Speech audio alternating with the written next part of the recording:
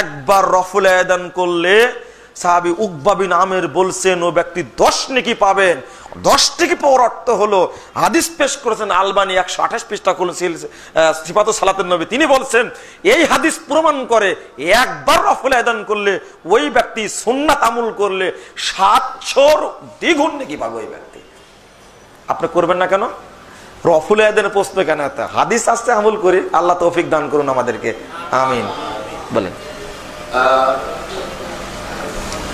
বর্তমান ফিতনার জামানায় জি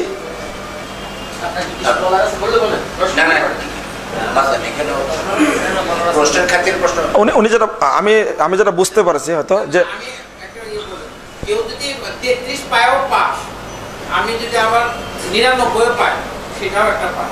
তাহলে তাই না করে যদি নামাজ পড়ি আমি 33 পায় পাস করব, কিন্তু যেখানে আমার 99 পাওয়ার সম্ভাবনা আছে সেটা আমি ছেড়ে দেবো।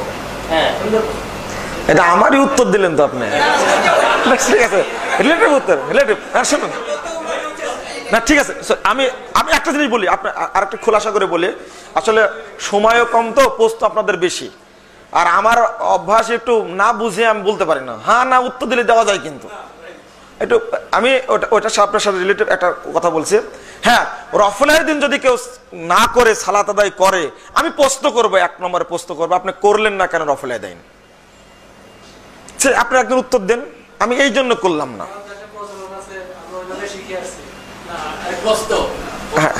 আমি বলছি আপনার উত্তরটা দিচ্ছে কিন্তু, যে ঠিক আছে আমাদের দেশে প্রচলন আছে, রফুল আযান করা হয় না, তাই আমি করি না।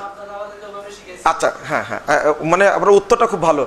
এখনো কি আপনি বলবেন বাপ দাদা শিখাছে তাই করছি? তাহলে এই জিনিসটাই যখন আপনি জানবেন, আপনি কিন্তু বলেন না একটা কথা, আপনি কি ওই কি বলে ম্যারেজ ডে বুঝেন তো? হ্যাঁ, আপনারা করেনও, তাই না? শুনুন, একবার কি মনে প্রশ্ন জাগছে আপনার বাপ ম্যারেজ ডে কোনোদিন করেছে কিনা? আপনি হাসছেন কেন? যুক্তি একটা কথা বলছেন, করেনি তো ওই প্রশ্ন কখনো জাগে না আমাদের। আরেকজন একটা ব্যক্তি, যে বাচ্চা ছেলে যদি হয় জন্মদিবস পালন করবেই, আগে থেকে প্রস্তুতি নেয়। আগস্ট মাসের 15 তারিখ জন্মদিবস, কেউ মরেওছে ওই তারিখে, সেটা আমি বলছি না। আমি বলছি যে জন্মদিবস এটা মৃত্যুদিবস পালন করে। কিন্তু আপনার বাপকে উনি জিজ্ঞেস করেছেন, বাবা দাদা কোনোদিন তোমার জন্মদিবস পালন করেছে? করা হয়নি কেন? শুধু ওইটা না, ওই যে ছেলের সুন্নাত দেওয়ার সময় আপনারা যে বিশাল অনুষ্ঠান করেন, আপনি জিজ্ঞেস করবেন কোনোদিন প্রশ্ন করেছেন যে আব্বা ওই আমার চাচার, ছোট চাচার যখন সুন্নাত দেওয়া হয়, দাদা তখন অনুষ্ঠান করেছিল? ও, আপনারা এই আমুলের ক্ষেত্রে বলেন বাপ দাদা যা করে আসে তাই করবো, কি এইগুলো বলেন না কেন? আলহামদুলিল্লাহ, আপনাকে অনেক ধন্যবাদ, জাযাকাল্লাহ খায়ের। এটা ছুটে গেছে। এইটা যতগুলো মিথ্যাচার রফুল আযানের বিরুদ্ধে একটা মিথ্যাচার, উনি যেটা বললেন একটা মিথ্যাচার।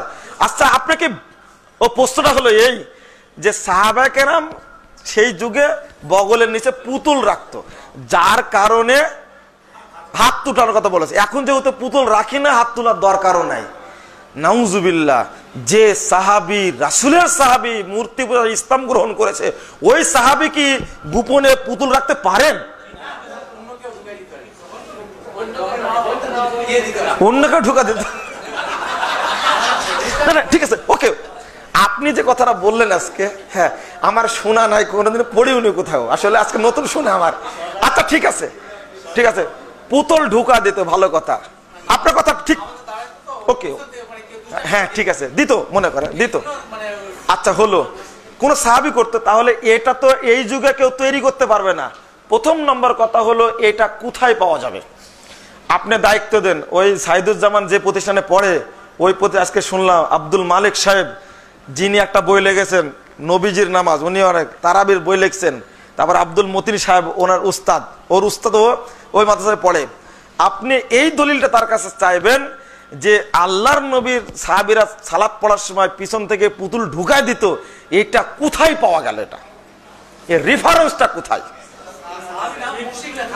হলো আমি বলছি তো, এটা তো আপনি পাবেন না, এখন আমিও তো পাবো না। এই সত্যতা যাচাই করতে হবে, তাকে পেলাম কোথায়? আপনার কথা কি ক্লিয়ার? কথাটা ক্লিয়ার? হ্যাঁ, যে এই কথাটা সাহাবীরা থেকে বর্ণিত হতে হবে, তো কোথাও থাকতে হবে, তো এটা পৃথিবীর কোন গ্রন্থে বর্ণিত হয়েছে এটা চাই আগে। নিঃসন্দেহে সাহাবীদের যুগে কেউ বর্ণনা করা লাগবে এটা, নাহলে আমরা পাবো কোথায়?